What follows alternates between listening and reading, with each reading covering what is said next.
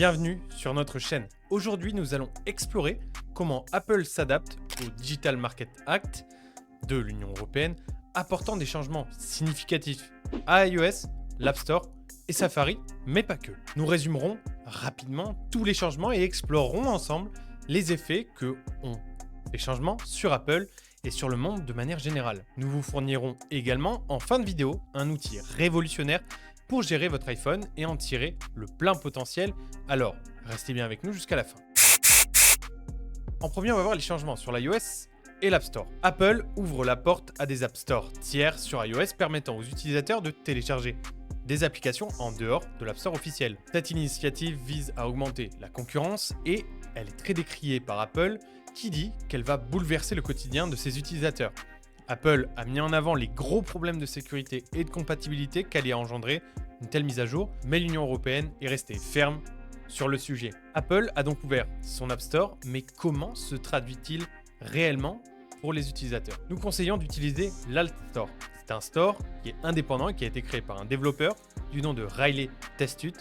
Vous avez également d'autres options, comme il existe déjà depuis un moment, mais c'est pour l'instant l'option la plus sûre. C'est le cas car pour l'instant, bien que le sideloading soit autorisé, Apple n'a toujours pas publié de méthode officielle et n'a pas réellement mis une application qui rassemble différents stores externes. Les équipes d'Apple ont évoqué le fait qu'il était nécessaire de mettre en place de nouvelles mesures de sécurité pour protéger ses utilisateurs avant de le faire. En plus de cela, Apple va devoir rendre beaucoup plus accessible la création de boutiques et laisser les développeurs utiliser des moteurs de rendu alternatifs ainsi que le NFC. Le NFC, c'est très utile dans les applications bancaires particulièrement. Jusqu'à présent, Apple avait verrouillé cette possibilité, faisant en sorte que tous les paiements passent par Apple Pay, ce qui permettait à Apple de prélever une partie du montant qui était réglé. Ce décloisonnement va donc entraîner la mise en place de mesures informatives et de sécurité.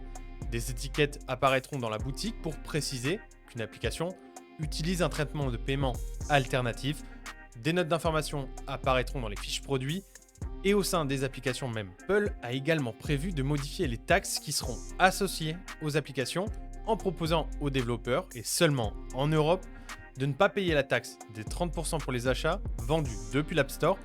Ils pourront passer à 17 ou 20% ou à 0% s'ils mettent en place leur propre moteur de paiement, par exemple PayPal, Stripe ou autre. Mais par contre, s'ils décident d'opter pour ce système, ils devront verser 50 centimes par téléchargement à Apple, ce qui peut d'ailleurs représenter des dizaines, voire des centaines de millions d'euros parfois sur certaines applications. Ensuite, on a Safari et les autres navigateurs tiers. Le DMA pousse également Apple à permettre aux utilisateurs de choisir leur navigateur web par défaut autre que Safari. Ça marque un tournant pour Safari qui était jusqu'alors le navigateur par défaut sur les appareils d'Apple. Un nouvel écran de choix de navigateur apparaîtra la première fois que vous ouvrez Safari, vous laissant ainsi le choix d'un autre navigateur si vous le souhaitez. Le problème avec ça, c'est que si vous n'avez pas installé un autre navigateur, vous n'aurez pas d'autre option, ce qui limite donc un peu la liberté de choix que présente Apple. Le DMA ne s'applique pas que à Apple. Du côté de chez Google, la majeure partie des choses qui sont imposées aujourd'hui à Apple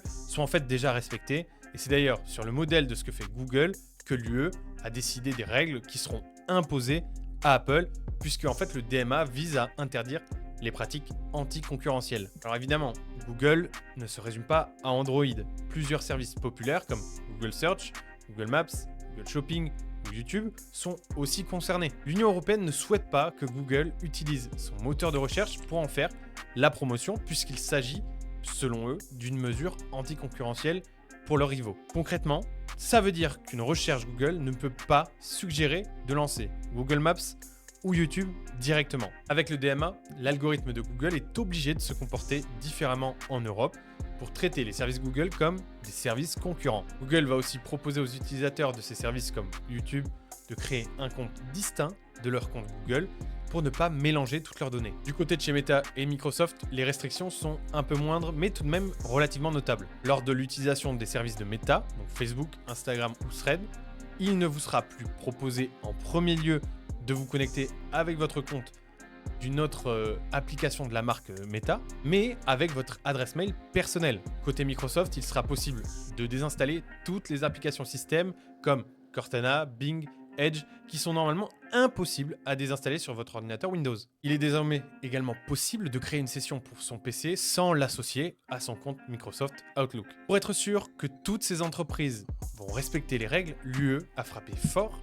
Une amende de près de 20% du chiffre d'affaires mondial pourrait être appliquée en cas d'infraction. On rappelle, juste à titre de rappel, que le chiffre d'affaires respectif d'Apple, Microsoft et Google s'élève à 383 pour Apple, 211 pour Microsoft et 307 milliards de dollars sur l'année 2023. Donc si de telles amendes devaient être appliquées, on parle de plusieurs dizaines, voire centaines de milliards de dollars d'amendes. Tous ces changements indiquent une nouvelle ère pour Apple et pour les GAFAM, influencés par le DMA de l'UE, visant à promouvoir la concurrence et à donner un peu plus de choix aux consommateurs. Si ces règles facilitent sans nul doute la concurrence, les bénéfices pour l'instant pour les utilisateurs sont encore à définir et nous ne pourrons statuer dessus qu'avec le temps et de l'analyse. En tout cas, une application qui sera toujours disponible avant et après le DMA et qui vous permettra de tirer le maximum de votre téléphone, c'est Dr Phone. Et laissez-moi vous parler un peu plus du petit bijou de fonctionnalité qu'est cette application. Pourquoi Dr Phone est meilleur? Dr Phone se distingue comme une suite logicielle incontournable pour la gestion de smartphones Android et iOS, alliant puissance et simplicité. Ses fonctionnalités couvrent le déverrouillage d'écran, la récupération de données perdues et le transfert entre appareils de différents OS et la réparation de systèmes opérationnels. Dr Phone va même plus loin en offrant la récupération de mots de passe sur iOS et en permettant de simuler des positions GPS sur les deux plateformes. Chaque fonction a été conçue pour maximiser la sécurité et l'efficacité de votre appareil. Ce qui fait d'ailleurs de Dr Phone un outil essentiel pour tous les utilisateurs de mobile à la recherche de solutions fiables et complètes pour optimiser l'usage de votre smartphone. Si vous souhaitez voir toutes les dernières innovations d'Apple pour l'iOS 18 ou l'iPhone 16, nous vous mettons en infocard et dans la description nos vidéos sur le sujet. Et si vous ne souhaitez rien louper de nos contenus, abonnez-vous à notre chaîne et activez la cloche de notification. C'était Matt pour Wondershare, à très bientôt.